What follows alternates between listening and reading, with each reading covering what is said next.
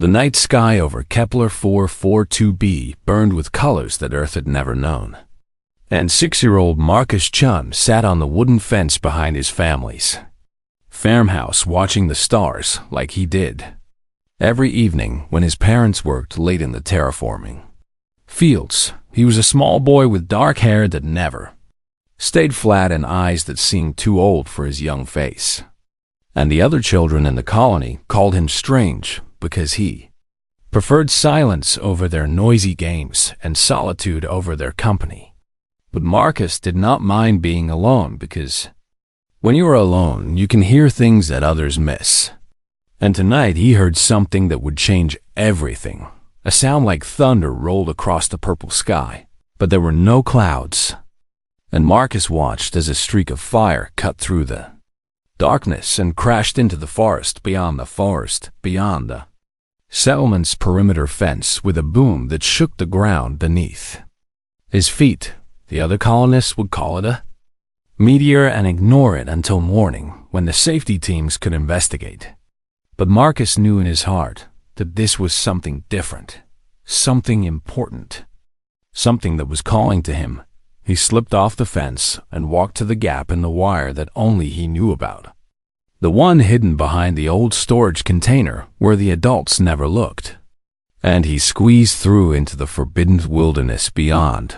The forest of Kepler 442b was nothing like the forests in the picture books from Earth because the trees here grew in spirals with bark that glowed faint blue in the darkness, and the ground was covered in soft moss that made no sound beneath his small feet.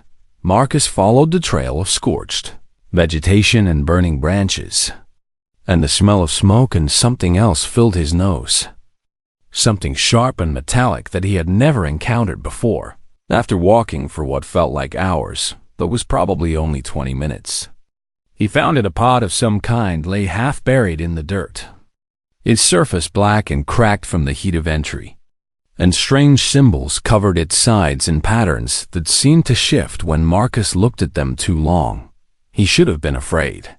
But fear was not something Marcus felt the way other children did, because his mind worked differently, seeing danger as just another problem to be solved, rather than something to run from. The pod's hatch hung open at a broken angle, and Marcus crept closer until he could see inside a creature lay within. And Marcus stopped breathing for a moment as he tried to understand what he was seeing. It was tall, much taller than any adult human, with 4 arms and skin that shimmered like silver coins in moonlight. And its face was angular, with enormous dark eyes that reflected the starlight like deep pools of black water. One of its arms bent at a wrong angle, and dark liquid that might have been blood seeped from wounds across its chest. And its breathing came in ragged gasps that sounded painful. Marcus had heard stories about aliens from the older kids. Scary stories about monsters from other worlds who wanted to hurt humans. But this creature did not look like a monster to him. It looked hurt and scared and alone. And Marcus knew exactly how that felt. He climbed into the pod without hesitation and knelt beside the creature. And when those enormous dark eyes opened and focused on him, he did not flinch or run away. "You are hurt," Marcus said in his quiet voice. "But I can help you if you let me." The creature stared at him, and Marcus could see confusion in those alien eyes. Confusion and something else that might have been wonder. "Human child," the creature said, and its voice was like wind chimes and distant thunder combined into something beautiful. "You should not be here. You should run. Your people fear mine." "I am not afraid," Marcus said, and he meant it completely. "And my mama always says that being scared is no excuse for not helping someone who needs it." He pulled a small canteen from his belt, the one he always carried on his evening walks, and held it out to the creature. "Water," he said. "It is clean. I promise." The creature's 4 arms trembled as it tried to move, and Marcus could see that 2 of them did not work at all. But one of the working hands reached out slowly and took the canteen. It drank deeply, and some of the tension left its wounded body. Why? The creature asked. Why do you help me, child? Your species and mine have never been friends. We have avoided each other for generations. My people believe humans are dangerous and primitive. Marcus thought about this question seriously, because he always thought about questions seriously. Because you needed help. He finally said, and I was here, and that is enough reason. The creature made a sound that might have been a laugh, or might have been a sob. I am Velketh Sarai of the Theron, it said, and I have traveled across 1,000 star systems and met 100 different species. But I have never encountered anything quite like you. I am Marcus Chun, Marcus replied, and I have never traveled anywhere except from the house to the school and back. But I think that traveling sounds wonderful. Velketh's dark eyes studied the small human boy with an intensity that would have made most adults uncomfortable. But Marcus simply looked back with calm curiosity. You are not afraid of me at all, Velketh said. And it was not a question, should I be? Marcus asked. Most would be, your own people would be. They would see my form and my wounds, and they would call for soldiers and weapons and cages. Marcus nodded slowly because he knew this was true. Then I will not tell them you are here, he said with simple certainty. I will come back tomorrow with food and bandages, and I will help you get better. And when you are well, you can go home to your people. Velketh stared at this impossible child. This tiny human who offered kindness without conditions and help without expectations. Why? Velketh asked again. Because the answer still made no sense to someone who had been taught that humans were selfish and violent and cruel. Marcus stood up and brushed dirt from his knees, the way his mother always told him to. Because that is what you do when someone is hurt, he said. You help them. It is not complicated. He turned to leave, then looked back over his shoulder. I will be back when the sun comes up, he promised. Try not to die before then, okay.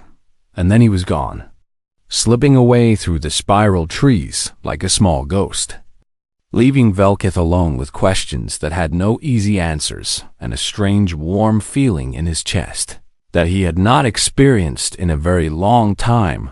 The Theron were the greatest archers in the galaxy, masters of a discipline that took centuries to perfect, respected and feared by every spacefaring civilization. But in that moment, Velketh Sarai felt like a student again, humbled by something he did not fully understand. A human child had shown him kindness when he expected cruelty, and that simple act would change the course of 2 lives forever.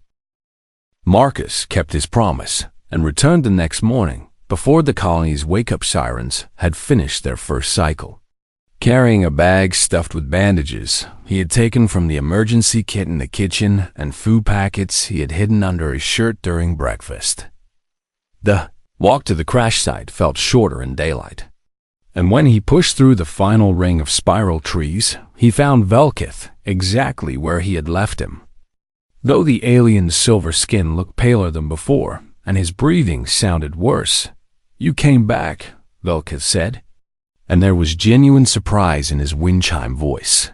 I said I would, Marcus replied, as if this was the most obvious thing in the universe. And my papa says a man is only as good as his word, and I want to be good. He climbed into the damaged pod and began unpacking his supplies with the serious concentration of a child who has decided that something matters. I do not know if human medicine will work on you, Marcus admitted, but the bandages should help stop the bleeding at least. And the food is the protein bars that taste like cardboard, but Mama says they have everything a body needs. Velketh watched this small human work with growing fascination. Boy's hands were clumsy, but gentle as he wrapped the clean bandages around the worst of the wounds, and he talked constantly as he worked, filling the silence with words about his school and his parents and the games he did not like playing and the books he did like reading. The other kids think I am weird because I do not talk much, Marcus explained while carefully tying off a bandage. But that is only because most of the time people are not saying anything worth listening to. So I just wait until they are finished. And what do you do while you wait? Velkith asked. I watch, Marcus said. And I think.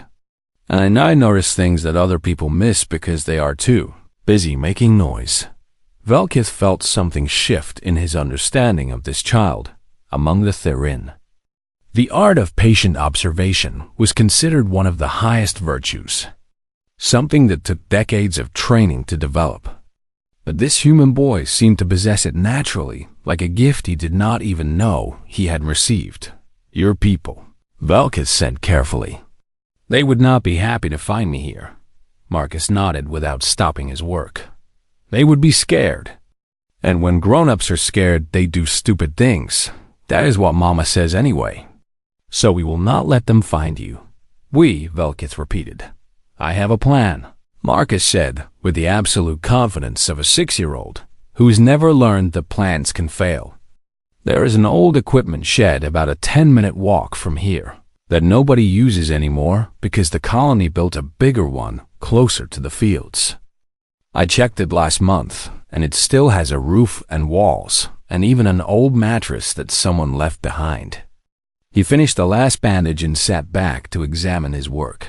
We can move you there tonight when it gets dark.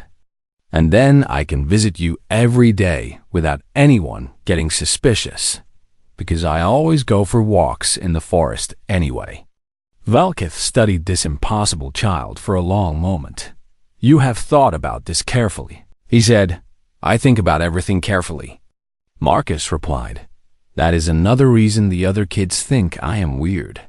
That night, with one of Velkith's working arms draped over Marcus's small shoulders, they made the slow, painful journey to the abandoned shed. And Marcus did not complain once about the weight or the difficulty, even though his legs trembled with exhaustion by the end. The shed was exactly as Marcus had described it. Dusty and forgotten, but dry and hidden from view by a thick grove of spiral trees. And Velkith collapsed onto the old mattress with relief flooding through his damaged body. I will bring more food tomorrow, Marcus said as he arranged a blanket over the alien's long form. And I will see if I can find some of the medicine from the clinic without anyone noticing. Marcus, Velkith said. And the boy stopped at the door to look back. Why are you doing this? Truly, I need to understand. The boy was quiet for a moment, and when he spoke his voice was softer than before.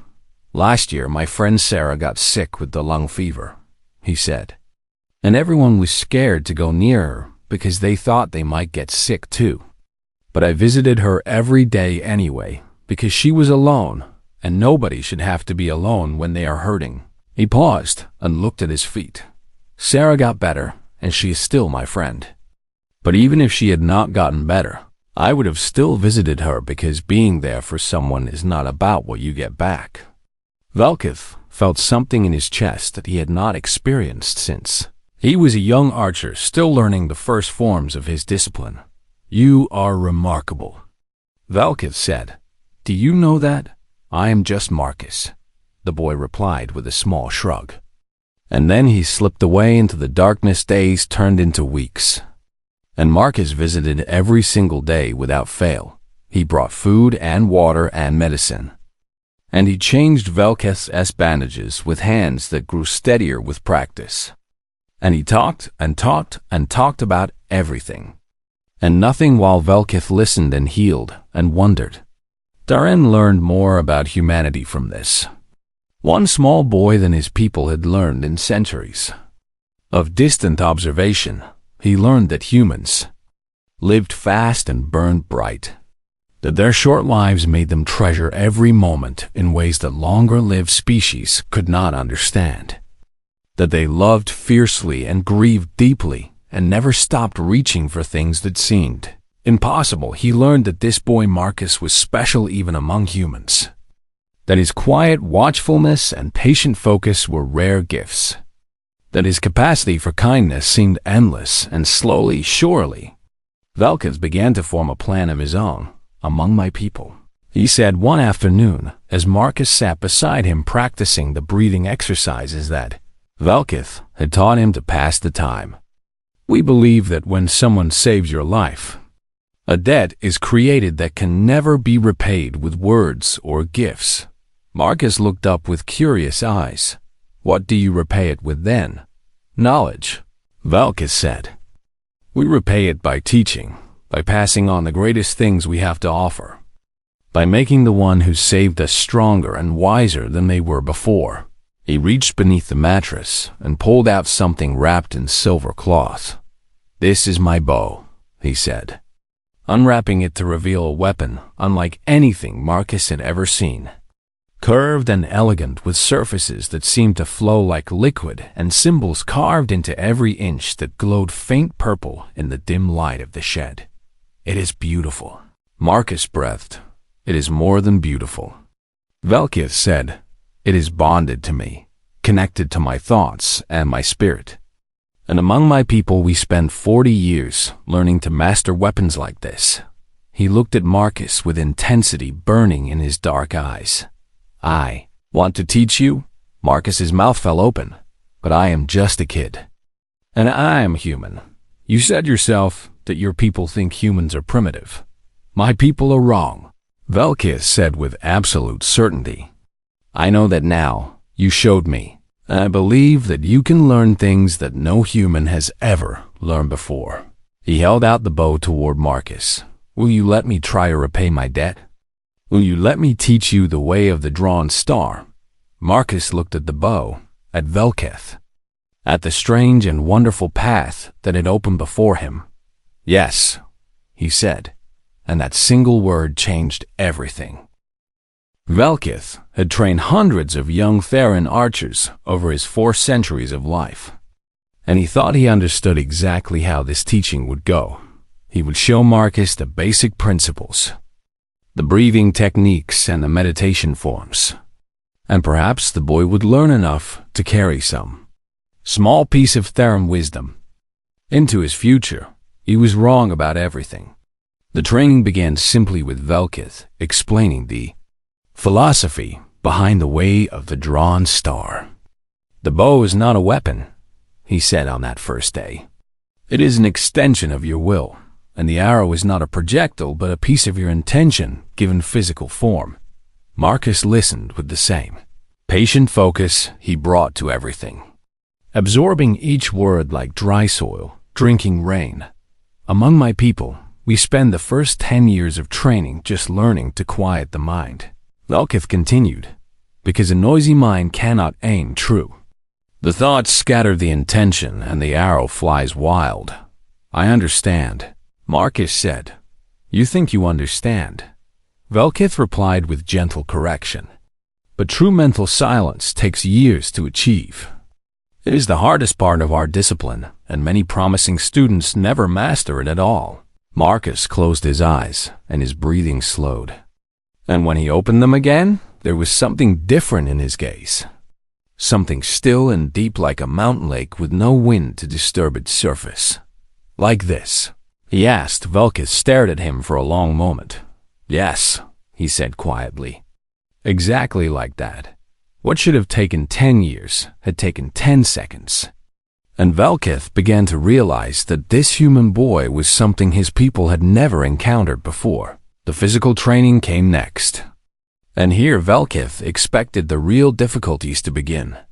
Because the Theran form was designed for beings with 4 arms and different bone, structures and muscles that moved in ways human bodies simply could not replicate. Marcus struggled at first, his 2 arms unable to hold the stances that required 4, his smaller body straining to draw a bow designed for someone twice his size. But instead of giving up or asking Velketh to make it easier, Marcus did something remarkable. He adapted. He watched Velketh demonstrate each movement over and over. And then he would disappear into a corner of the shed and practice alone for hours.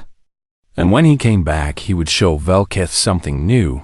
I cannot do it the way you do, Marcus explained after one such session. But I think I found a different way that works for my body. He demonstrated a modified stance that compensated for his missing arms by using his legs and core in ways no Theran had ever considered. And when he drew an imaginary bow, His form was perfect in a way that should have been impossible. "This is not Therin archery," Velkith said slowly. "No," Marcus agreed. "It is Marcus archery, but it follows the same principles you taught me. It just takes a different path to get there." Velkith felt something he had not felt in 200 years. He felt excited the weeks turned into a month. And Marcus's progress accelerated beyond anything Velkith could have predicted. The boy had an instinct for the bow that bordered on supernatural, anticipating lessons before Velkith could teach them, solving problems that had stumped Theron students for decades, finding shortcuts and innovations that made Velkith question everything he thought he knew about his own discipline. On the 32nd day of training, Velkith made a decision. "I want you to hold my bow," he said. Marcus's eyes went wide because he understood what this meant. "But you said the bow is bonded to you. You said it would reject anyone else who tried to touch it." "I did say that," Velkith agreed. "And I was correct. A Theron bow should reject anyone who is not its bonded archer. The psychic feedback would cause pain and possibly injury. Then why do you want me to try?" Velkith looked at this impossible human child. This 6-year-old boy who had mastered things in 1 month that should have taken 40 years. And he spoke the truth that had been growing in his heart. "Because I do not think you are bound by the rules that limit others. Because I think you might be something new.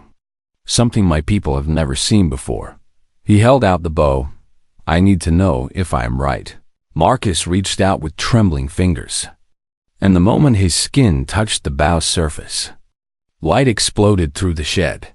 The weapon blazed with purple fire that did not burn, and symbols that had been dormant for centuries flared to life along its curves.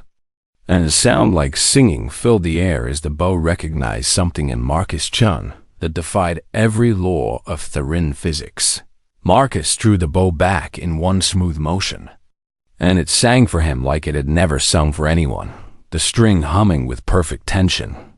The frame molding itself to fit his smaller human hands, Velkith dropped to his knees. In 8,000 years of Therin civilization, across 100 generations of archers and countless bonded bows, no alien had ever drawn a Therin weapon until now. "What is happening?"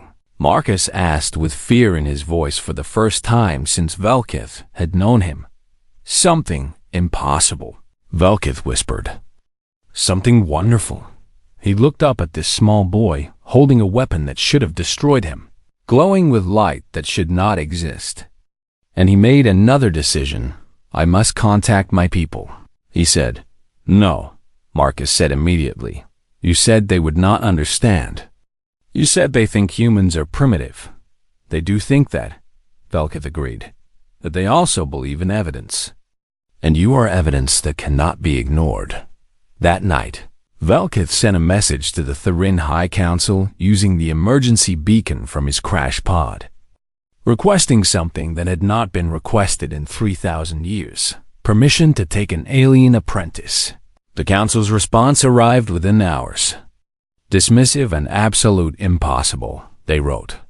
"Humans lack the spiritual capacity for our discipline. Your request is denied.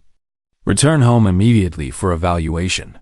Velkith's reply was a single image captured on his emergency recorder, Marcus Chun, 6 years old, holding a fully drawn Therin bow that blazed with synchronized light. His stance perfect, his focus absolute, his small face calm with the peace of someone who has found their true purpose. The council did not respond for 7 days when the answer finally came. It contained only 3 words: "Continue the training." Velkith showed the message to Marcus, and for the first time since they had met, the boy smiled with pure, unguarded joy. "Does this mean I get to keep learning?" Marcus asked. "It means far more than that," Velkith said. "It means you have done something no human has ever done before. You have earned the respect of a people who thought your species had nothing to offer." He placed one of his recovered hands on Marcus's small shoulder. "And this is only the beginning. My apprentice, this is only the very beginning." Marcus looked at the bow in his hands. at the light still dancing across its surface, at the path stretching out before him into a future he could barely imagine. "I will make you proud," he said quietly. "I promise." "You already have," Velkith replied. "You already have." The years that followed were the happiest of Marcus Chum's life. Though they were also the loneliest in a way that only he could understand, the Therin High Council granted permission for his training with conditions that shaped everything. And the most important condition was secrecy. Humanity could not know that one of their children was learning the sacred arts of an alien civilization. And the other species of the galaxy could not know that a human had achieved what everyone believed impossible. So Marcus lived two lives in one life. He was an ordinary boy growing into an ordinary young man, attending school and helping his parents on the farm and pretending to care about the same things the other colonists cared about. In his other life, he was the apprentice of Velkith Sarai, training every day in hidden clearings deep in the forest, learning techniques that no human had ever been taught, mastering skills that his species was not supposed to be capable of learning. Velkith established a permanent presence near the colony, presenting himself to the curious locals as an eccentric researcher studying the native wildlife. And the humans accepted this explanation because they had no reason to suspect the truth. Every morning before dawn, Marcus slipped away to train, and every evening after dinner he returned for more lessons. And in the hours between, he pretended to be normal while his mind was filled with forms and stances in the endless pursuit of perfection. By age 10, Marcus could hit targets that most Therin could not hit until they were 50, his arrows flying true in conditions that should have made accuracy impossible. 12, he had developed techniques that were entirely his own, hybrid forms that combined Therin precision with human adaptability in ways that made Velkith shake his head in wonder. By 14, he created something unprecedented, a shooting style that used his species' faster reflexes and greater physical flexibility to compensate for having only 2 arms, allowing him to loose arrows at a speed that no 4-armed Therin could match. "You are not learning our way anymore," Velkith observed during one training session. "You are creating a new way. Is that wrong?" Marcus asked with concern in his voice. "It is extraordinary," Velkith replied, "and it proves something that my people have never wanted to admit." "What is that?"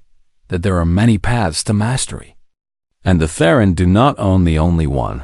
But the training was not only physical. Voleth taught Marcus the philosophy and history of his people, the ethics that governed their civilization, the beliefs that had shaped Therin culture for millennia. And through these lessons, Marcus began to understand something painful. The galaxy viewed humanity as a threat.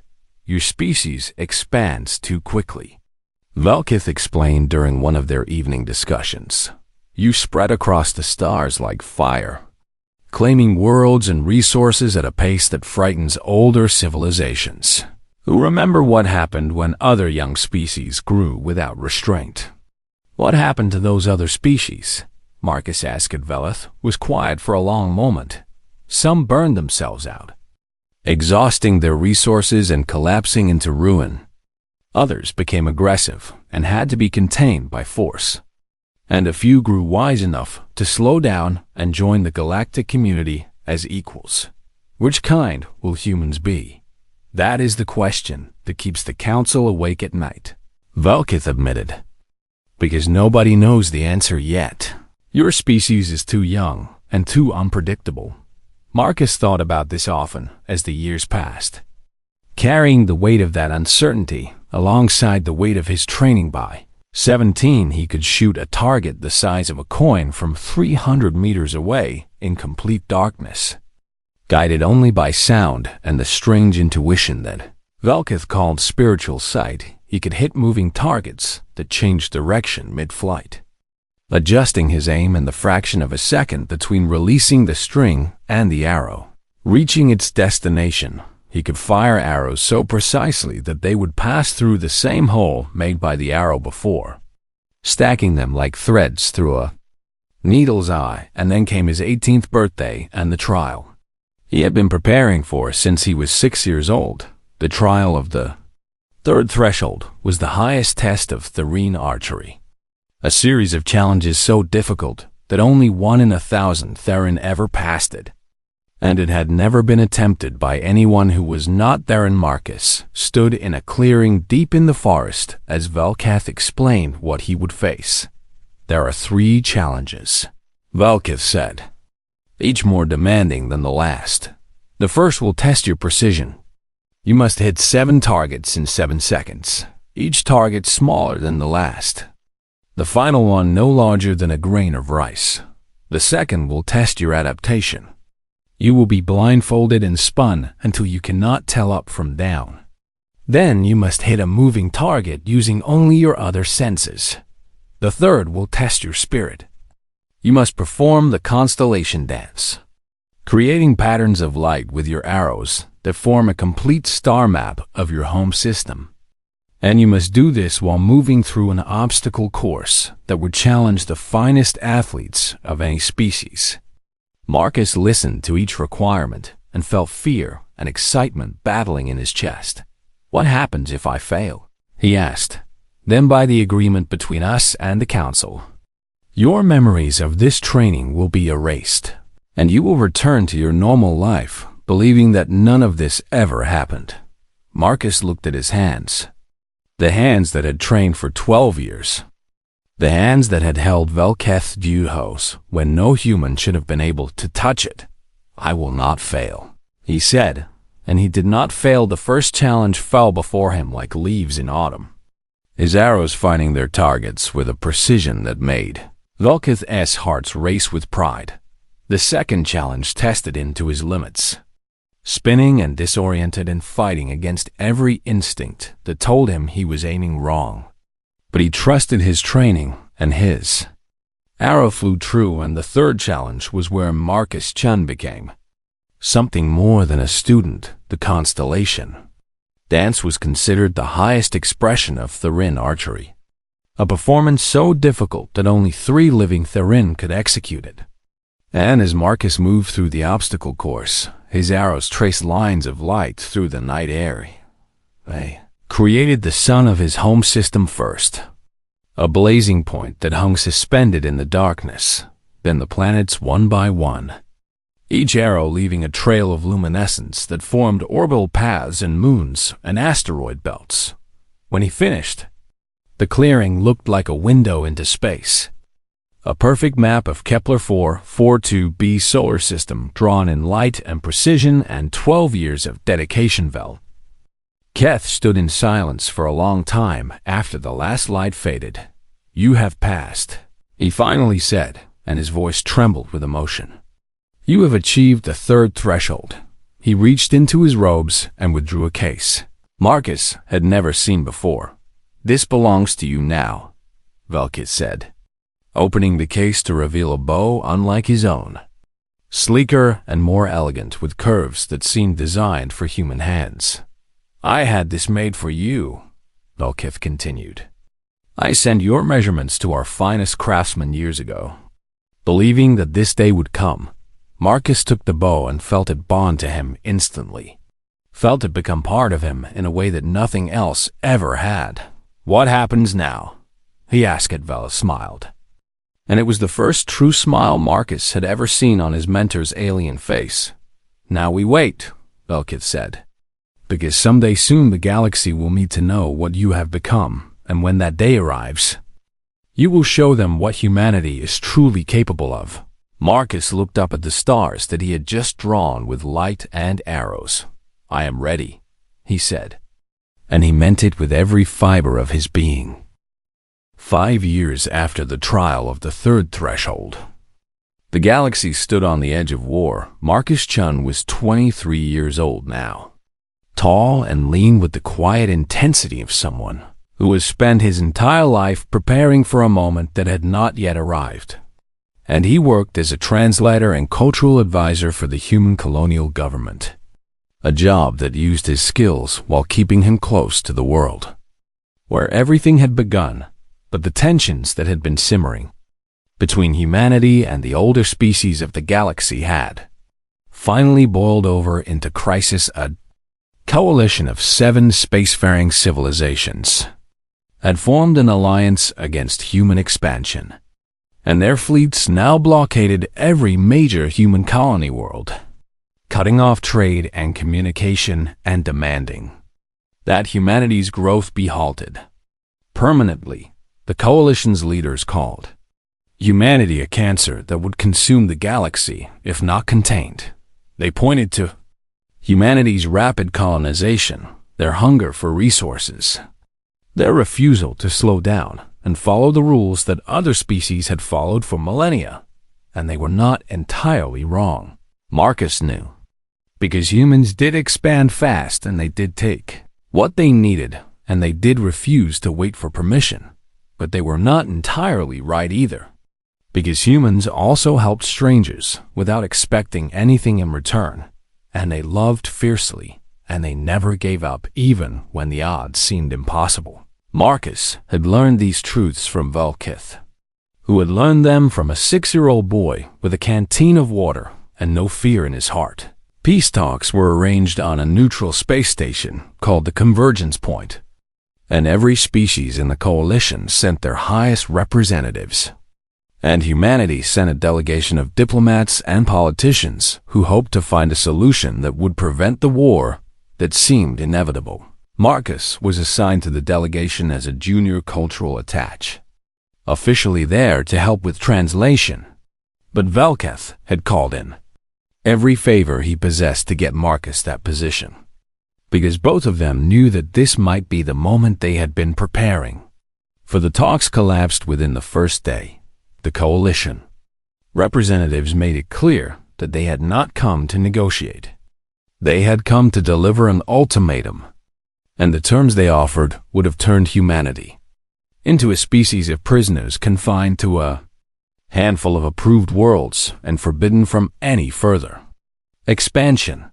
The human diplomats refused because accepting such terms would have meant the slow death of everything their species had built and dreamed of becoming.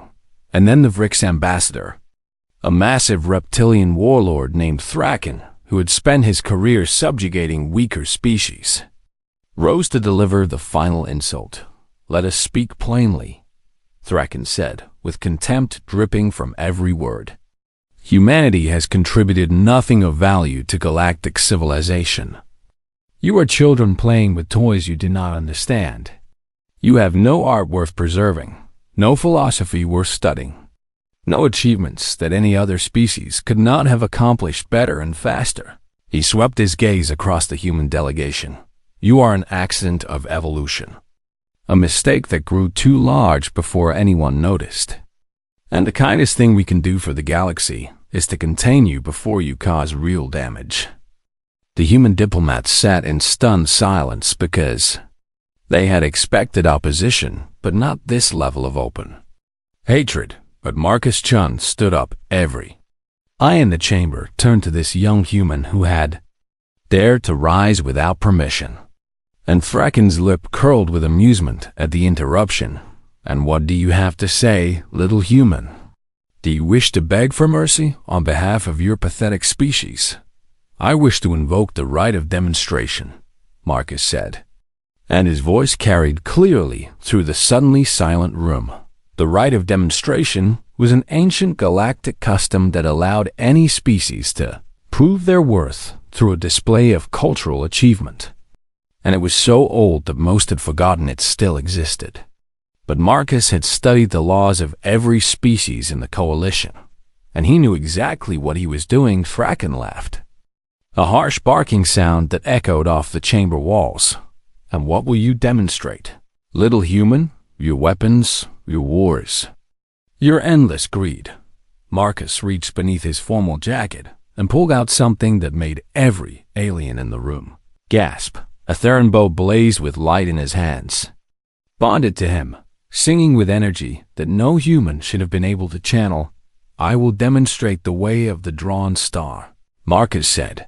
For a moment, nobody moved. Nobody spoke. Nobody even breathed.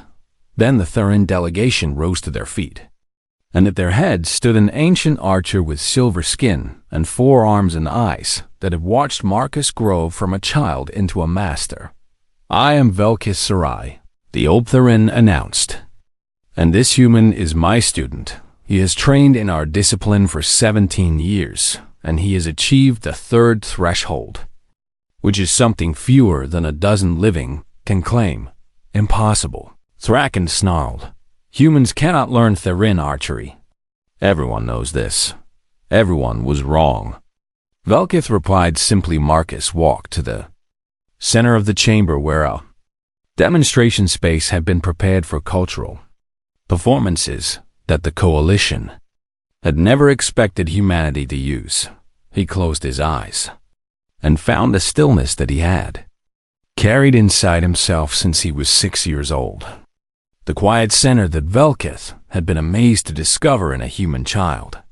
The peace that had allowed him to help a wounded stranger instead of running away in fear. Then he began the constellation dance. His arrows flew like thoughts given physical form, tracing patterns of light through the air that made everyone in the chamber forget to breathe. He created star systems and nebulae and spiral galaxies, his bow singing with each release, his body moving through stances that combined Theran tradition with human innovation in ways that nobody had ever seen before. He created constellations that the older species recognized from their own mythologies, proving that he had studied their cultures and found beauty in them.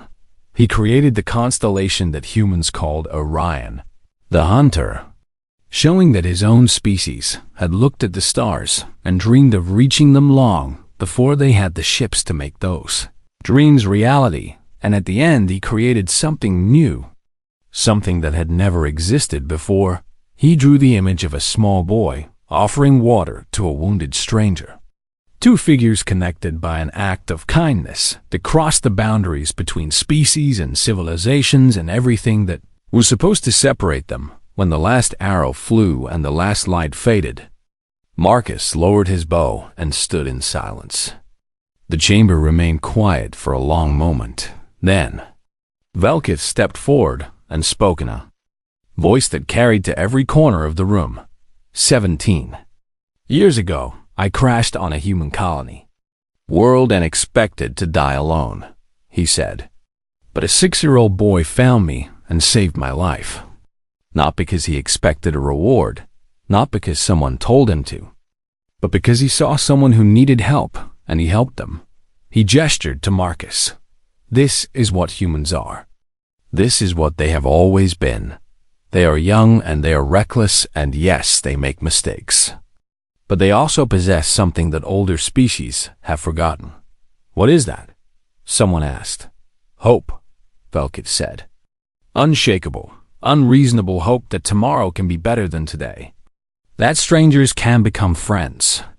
That the impossible can be achieved if you refuse to accept that it cannot. He turned to face the coalition representatives. The question is no longer whether humanity deserves a place among us. The question is whether we are wise enough to welcome them, to teach them, to learn from them in return. Thraken opened his mouth to object, but the other coalition members were looking at each other with uncertainty in their eyes.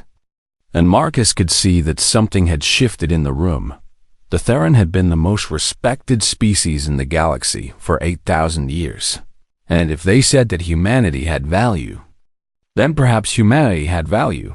The war did not happen. The blockade was lifted 3 days later after negotiations that were actually negotiations instead of ultimatums. And while the terms were not perfect, they were terms that humanity could accept and grow within. Marcus became famous in the years that followed. The human who had proven that his species could learn and grow and master things that everyone believed were beyond them. He used that fame to build something lasting. An academy on Kepler 442b, where human and alien students trained together in a discipline that was neither purely Theran nor purely human, but something new that belonged to both. The First Contact Archery Academy opened its doors 10 years after the Convergence Point incident. and students from 17 different species came to learn the way of the drawn star above the entrance. Marcus hung a plaque with words that Velkith had helped him choose. Every star was once just a point of light too far away to reach. We reach anyway. Velkith visited every year on the anniversary of the day when a small boy had found him broken and dying in a crashed escape pod and offered him water without fear or hesitation. The old Turin never admitted it out loud, but Marcus could see the pride in his dark eyes every time he walked through the academy's halls and watched students of different species learning to draw their bows together. You changed everything, Velkith said during one such visit, standing beside Marcus on a balcony overlooking the training grounds. No, Marcus replied.